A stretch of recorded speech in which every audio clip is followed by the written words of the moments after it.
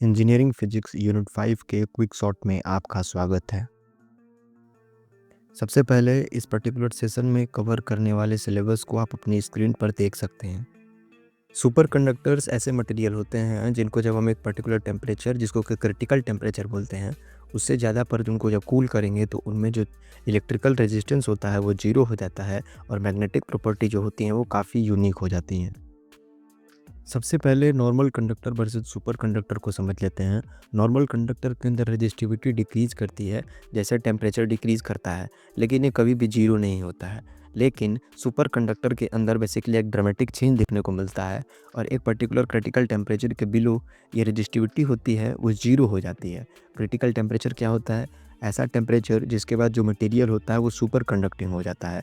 Different material के लिए जो क्रिटिकल टेम्परेचर यानी कि टीसी अलग-अलग होता है and it has been a matter of research, मतलब बेसिकली रिसर्च किया जा रहा है कि ऐसे मटेरियल्स मिले जिनका टीसी जो हो वो काफ़ी हाई हो। मिजनर इफ़ेक्ट क्या बोलता है? मिजनर इफ़ेक्ट के अकॉर्डिंग जब एक मटेरियल सुपर कंडक्टिंग हो जाता है तो उसके अंदर से जो मैग्नेटिक फील्ड लाइंस होती हैं वो पास नहीं करती हैं। ऐसा क्यों होता है? क्योंकि वो एक्टिवली जो मैग्नेटिक फील्ड लाइंस होती हैं उनको रिपेल करता है, क्योंकि ये एक डायमैग्नेटिक रिस्पॉन्स या फिर डायमैग्नेटिक मटेरियल की तरह बिहेव करता है।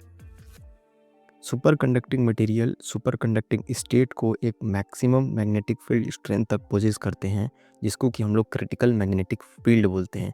और ये डिक्रीज़ करता है जैसे जैसे टेम्परेचर यानी कि टीसी में इंक्रीज आता है।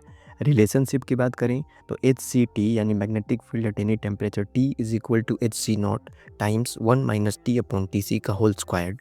यहाँ पर एच सी नॉट जो है वो क्रिटिकल फील्ड है एट एब्सोल्यूट जीरो टेम्परेचर।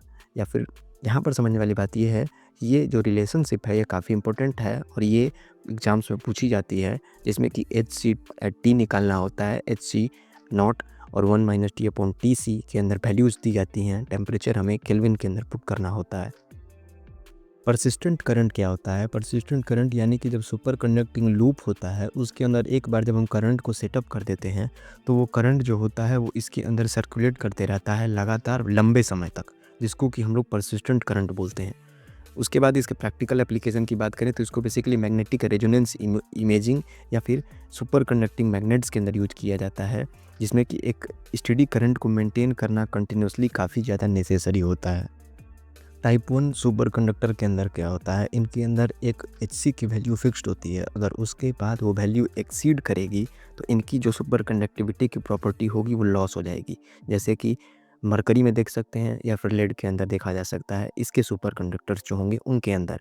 वहीं पर टाइप 2 के अंदर बात करें तो इनके अंदर दो मैग्नेटिक फील्ड के रीजन्स होते हैं, HC1 और HC2, जैसा कि आप ग्राफ में देख सकते हैं। HC1 के पहले ये सुपर कंडक्टिविटी के स्टेट में होते हैं, बीच में ये मिक्स्ड स्टेट के अंदर होते हैं। बहुत सारे अलॉयज जो कि हायर टेम्परेचर पे होते हैं और सुपर कंडक्टर्स जो कि इस रीजन के अंदर फॉल करते हैं, वो बेसिकली क्या होते हैं, इनको प्रैक्टिकल एप्लीकेशंस के लिए भी हम यूज कर सकते हैं।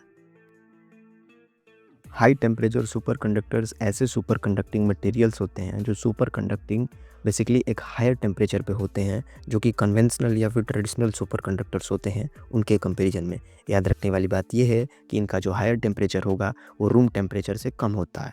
इसके एप्लीकेशंस बहुत ज़्यादा हैं क्योंकि ये कूलिंग कॉस्ट और कॉम्प्लेक्सिटी को डिक्रीज़ करते हैं, जिनके कारण इनको रियल वर्ल्ड एप्लीकेशंस के अंदर काफ़ी वाइडली यूज किया जाता है, जैसे कि पावर ट्रांसमिशन के अंदर, मैगलेव ट्रेन्स के अंदर या फिर एडवांस्ड मेडिसिनल इमेजिंग के अंदर।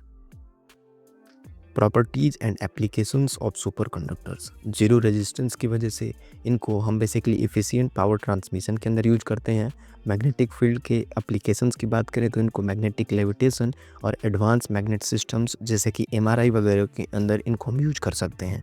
तीसरे नंबर पर क्वांटम इंटरफेरेंस डिवाइसेस SQIDS के अंदर बेसिकली इनको यूज किया जाता है, जहाँ पर कि सेंसिटिव मैग्नेटोमीटर्स के अंदर यूज किया जा सकता है, जो कि मेडिकल और साइंटिफिक दोनों एप्लीकेशंस के लिए काफ़ी ज़्यादा ब्रॉडली यूज किए जाते हैं।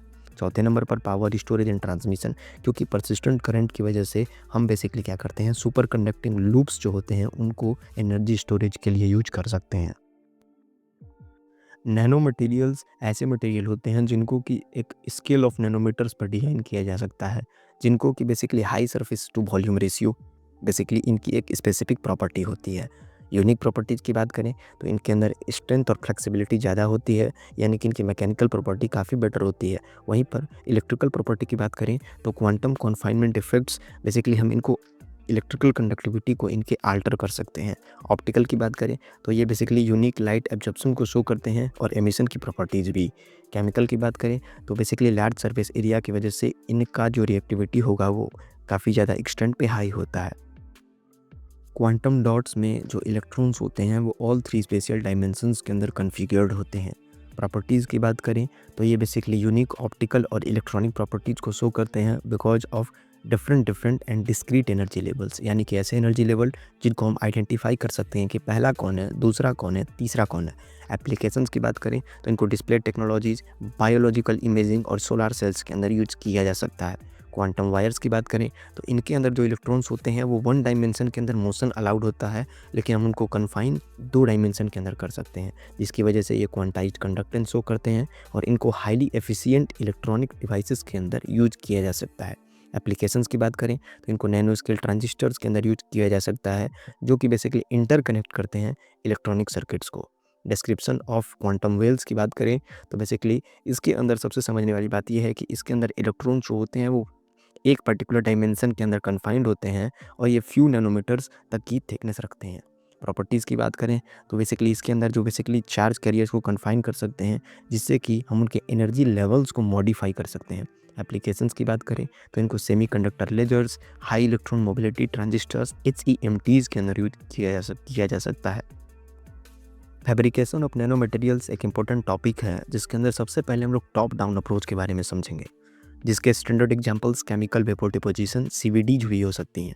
प्रोसेस की बात करें तो इस प्रोसेस को हम एक बल्क प्रिकर्सर्स या फिर बल्क मटेरियल से स्टार्ट करते हैं, जिनको कि बेसिकली हम ईच करते हैं या फिर माइल्ड करते हैं या फिर इनको हम बेसिकली नैनो स्केल्स में रिड्यूस करते हैं। इसके एडवांटेज की बात करें तो इससे हमें नैनो मटेरियल्स मिल जाते हैं, well defined patterns over large area. Limitations की बात करें, इसके अंदर बेसिकली कॉम्प्लेक्स प्रोसेसेस होती हैं, जिसकी वजह से डिटेक्ट्स बेसिकली होता क्या है कि ये डिटेक्ट करते हैं इम्प्योरिटीज़ को और डिफेक्ट्स इसके अंदर आ सकते हैं, क्योंकि बड़े स्केल पर जब हम काम करते हैं तो ये पॉसिबिलिटी है ही कि डिफेक्ट्स और इम्प्योरिटीज़ आएंगी। दूसरा मेथड है बॉटम अप अप्रोच, जिसको कि हम लोग सोल जेल मेथड भी बोलते हैं। क्यों समझते हैं। बेसिकली इसके अंदर होता क्या है कि हम एटम बाई एटम या फिर मॉलिक्यूल बाई मॉलिक्यूल प्रोसेसेस को करते जाते हैं, जिससे कि हमें एक बड़ा सैंपल देखने को मिलता है। समझने वाली बात यहाँ पर ये है कि यहाँ पर बेसिकली अगर हम सोल जेल प्रोसेस की बात करें, जिसके अंदर बेसिकली हम ट्रांजिशन कहाँ से रखते हैं, बेसिकली एक लिक्विड सोल जो कि एक कोलाइडल सस्पेंशन होता है, उसको हम लोग सॉलिड जेल के नेटवर्क्स में कन्वर्ट करते हैं।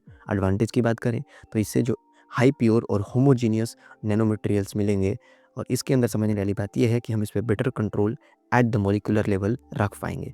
लिमिटेशंस की बात करें तो इसके अंदर होता क्या है कि बेसिकली उनको स्केल करना, जो भी एटम्स या आयंस या फिर मॉलिक्यूल्स हो सकते हैं, उनको बेसिकली क्या हो सकता है, ये ज़्यादा चैलेंजिंग हो सकता है कभी कभार। नैनो मटेरियल्स की प्रॉपर्टीज़ की बात करें तो due to their high surface area, जिसके बारे में हमने पहले भी समझा, इनकी जो रिएक्टिविटी होती है वो काफ़ी ज़्यादा होती है। ट्यूनेबिलिटी की बात करें तो बेसिकली हम इनको अपने अनुसार ट्यून कर सकते हैं, इनके साइज में, शेप में या कंपोजिशन में चेंज करके, जिसके corresponding optical properties, electrical properties और मैग्नेटिक प्रॉपर्टीज़ भी वेरी कर सकती हैं। क्वांटम इफेक्ट्स की बात करें तो इनके अंदर different level of energy levels को हम बेसिकली वेरी कर सकते हैं, जिसके कॉरस्पॉन्डिंग डिफरेंट इलेक्ट्रिकल और ऑप्टिकल बिहेवियर अपने को देखने को मिलते हैं। एप्लीकेशंस की बात करें तो सबसे पहले इलेक्ट्रॉनिक्स के अंदर इनका काफ़ी ज़्यादा यूज़ किया जा सकता है, जिसमें कि बेसिकली हम एफिशिएंट ट्रांजिस्टर्स और मेमोरी डिवाइसेस को कंस्ट्रक्ट कर सकते हैं। मेडिसिन के अंदर भी इनको काफ़ी ज़्यादा यूज़ किया जा सकता है, जैसे कि बेसिकली डिलीवरी सिस्टम के अंदर यूज़ किया जाता है, डायग्नोस्टिक्स मेडिसिनल डायग्नोस्टिक के अंदर यूज़ किया जा सकता है। एनर्जी की बात करें तो सोलर सेल्स, बैटरीज और सुपर कैपेसिटर्स के अंदर यूज किया जा सकता है। कैटालिसिस के अंदर भी यूज किया जा सकता है, क्योंकि इनकी सरफेस एरिया जो होती है वो काफ़ी ज़्यादा होती है, जिसकी वजह से रिएक्टिविटी एट द एंड काफ़ी ज़्यादा अफेक्ट करता है कैटालिसिस के दौरान। इन्वायरमेंटल एप्लीकेशंस की बात करें तो वाटर प्योरीफिकेशन या फिर पोल्यूशन कंट्रोल के लिए भी इनको हम लोग यूज कर सकते हैं। यूनिट 5 यहाँ पर समाप्त होती है। अगर यहाँ तक आपने वीडियो देखा है तो थैंक यू अलॉट।